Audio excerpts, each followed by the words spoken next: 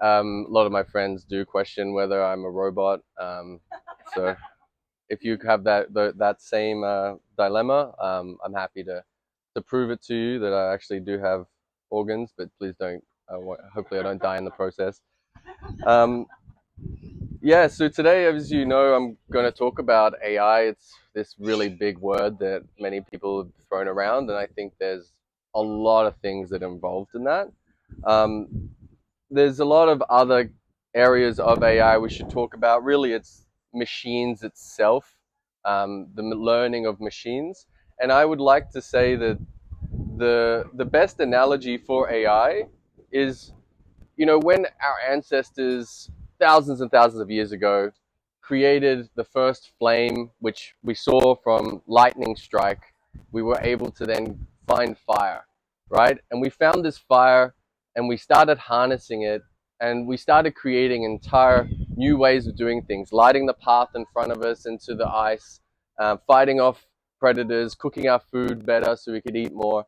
I think AI is like this generation's fire. I think it's the thing that's going to ignite the next growth of industries and new materials, new way of doing things, things we could never thought were possible.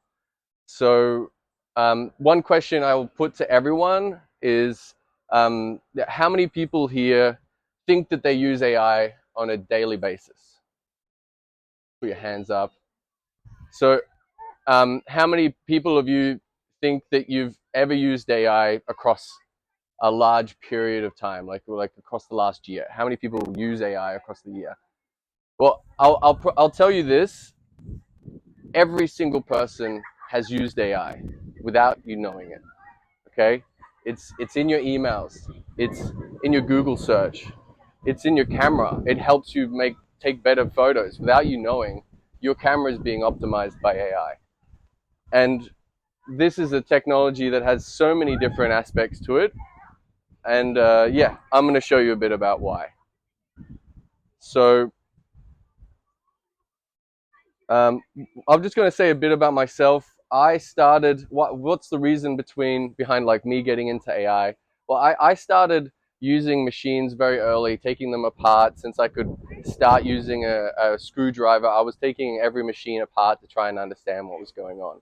And after a while, I started to realize um, that I really liked machines, but when I went to code machines, I found that a little bit cumbersome. It wasn't.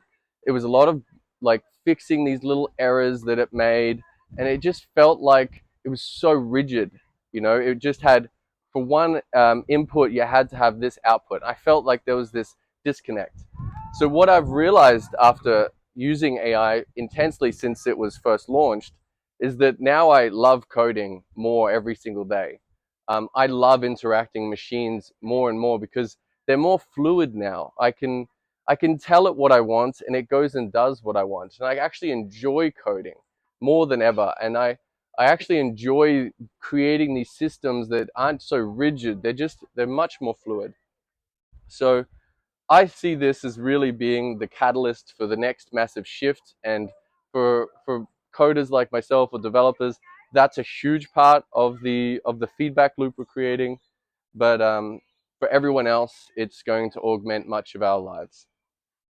So what I would like to say in this is that we've got these 3 points, um, and I'll talk more about this. But really, AI itself is a force multiplier. It'll take someone, a single person in the team, or a single business owner, and make them compete with 10 to 100 people. I've seen it where I've trained a lawyer, which you would think is the most disrupted area because of the positioning that they're in. That I'd take one lawyer and do a few sessions with them, and we're able to get them to compete with teams of 10 or more because they're able to send emails faster. They're able to strategically build their contracts and the way they're going to approach a situation at a rate that they could just never have thought was imagining. So never have imagined beforehand. And so it really is for teams and individuals, it really is a force multiplier. Um, So how do you then multiply it? We're all probably using AI in some aspect, and maybe you're seeing some benefits, but it's not this 1,000 times benefits that you're seeing. And I think one point and one tip I could give you would be to be specific with your prompts. So if you want it to do something, tell it exactly what you want it to do, and maybe take a step back and be specific around who you are and who you're talking to, because you need to understand that, and otherwise it doesn't understand that. And if you can't tell it, like any employee in your organization or any employee in your team or the people around you, if you can't be specific with them about what you want, you're not going to get the most out of them. So that's what it comes back to. And I've got a prompt engineering cheat sheet I'll give out at the end of this, which is about being specific with AI, setting the parameters and the instructions for it. And I have a framework for doing that simply, but I only wanted to leave you with one point, which was just to make sure you're telling it exactly what you want, because it will go off on a bit of a tangent and probably tell you everything in the world all at once, and you only just want one thing. Um, so when we talk about being specific, I would say that it's like, as a visual, and this is the one visual I will do, is it's like you've got this really big amount of information, and if you didn't tell it what you wanted, it's going to give you this whole piece of information at once. And this is kind of like, if you wanted to visualize this as the potential intelligence that it can give you, that's there's a massive amount, and unless you're telling it how to cut through that, it's not going to know what you mean. It's not going to know what to respond to you with. So if we were to take AI and say, well, if we just gave it a good prompt, and I put ANI on there because this is like narrow intelligence. That's what we're harnessing right now, this narrow intelligence. There is other forms that are coming out at the end of this year, which I think we've already increased, which are massive, massive forms of intelligence. It's only getting better. But right now, we just need to be able to point it in the direction of where we want it to go. This is really important because any one of us can now do that. This is something that any one of us can point it in that direction. 10 years ago, when I was training AIs, I had to give it thousands and thousands of photos of a kangaroo before it could detect that kangaroo at a decent accuracy. Now, I just tell it the words, detect a kangaroo, and then I show it a picture of a kangaroo and it can detect it at better accuracy. So this is something that has democratized the access to this technology, and it's the ability to just direct it into a certain area of its knowledge so that you can do what you want to do. And so, you might be leaning on this and you might start to get these really incredible responses from it, and you go, this is incredible, this is amazing, this is like magic. I think it is like magic. I don't know if anyone else you guys see. Maybe there's the Sorcerer's Apprentice, which kind of had the broom walking around and sweeping up the floors and doing all these things. It was great until the mop started going out of hand, and it started doing all these. It started cleaning the ceilings, and it started. You had to reel it back in, and eventually the magician, the big wizard, he had to come back in and reel it back in and direct it to where it needed to go. And that's why I'm saying that is, and not to pipe my own horn, but I'm like that magician, because without training your people, you're going to let AI get out of hand, and they're going to lose their critical thinking. And it's showing that you might think that, yeah, AI can make you lose your critical thinking. I think it can if you're not careful with it.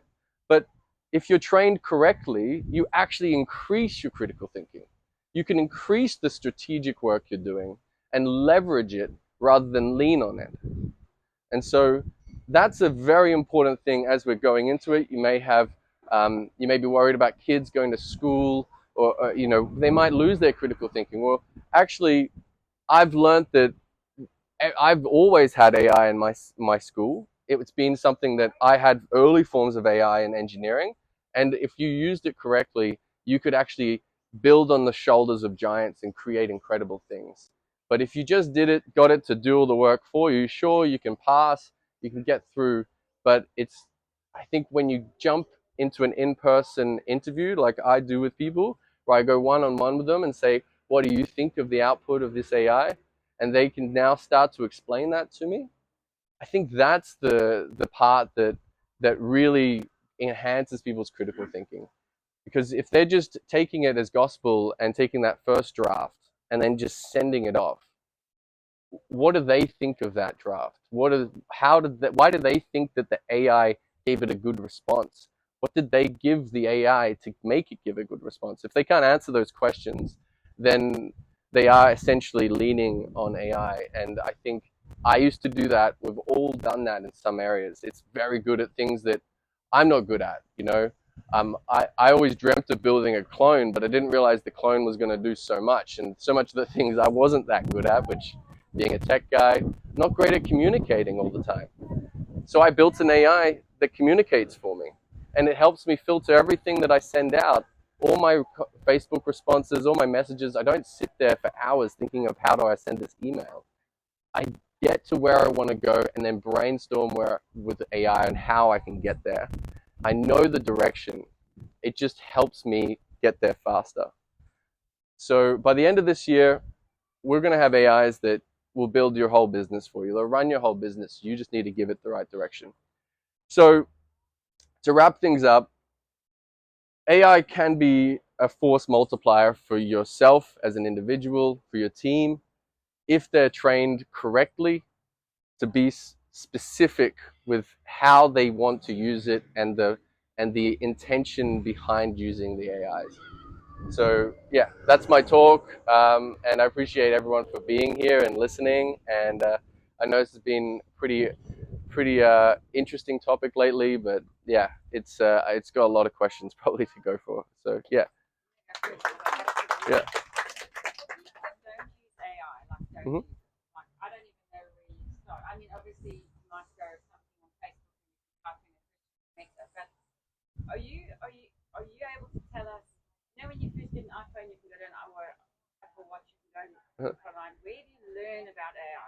Uh,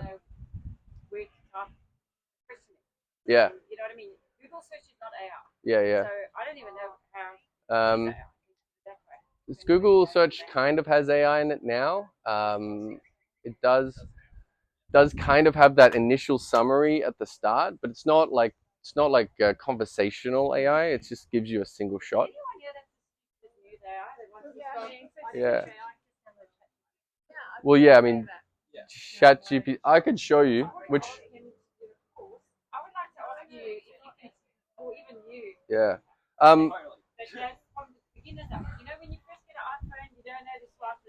Yeah, yeah. Well, the problem with that is that any general course, it does. First of all, it's not moving fast enough. You can't write a course that in AI that's going to keep up with the pace of AI. It doesn't exist because it moves so fast every week. The second thing is that every single person is unique, and the value proposition of AI is personalization. It's not creating a broad stroke, everyone, this is the best solution for everyone. So that's why I do coaching one-on-one, because I used to teach AI at TAFE and blockchain, all these other data things. It's moving way faster than anyone knows. So you just need to know what's right for you, and that could be ChatGPT's app, and I'll show you how that works. And it's a great start, but ultimately there's thousands of apps, and I need to sit there and tell you which one of those apps actually is going to make the most benefit for you right now, and that takes time. I think what the question was is like, if you know nothing and you've never interacted before, Yeah. Where would be a good place to start? Where you don't want to ask anyone, Yeah. any questions, you just want to have a go. What would you suggest? Yeah, go to ChatGPT Yeah. and say, tell me about AI. Yeah, well, actually, this is I was going to do a little demo of ChatGPT at the end, but yeah, this is this art of being specific, and maybe I'll just give you a quick example. So, hey ChatGPT, can you just quickly introduce yourself?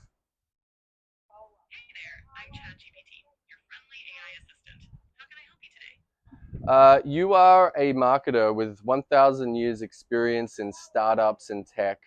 I have limited resources and I would like a marketing strategy to get me from launching my product and services into a market in the local area in Queensland.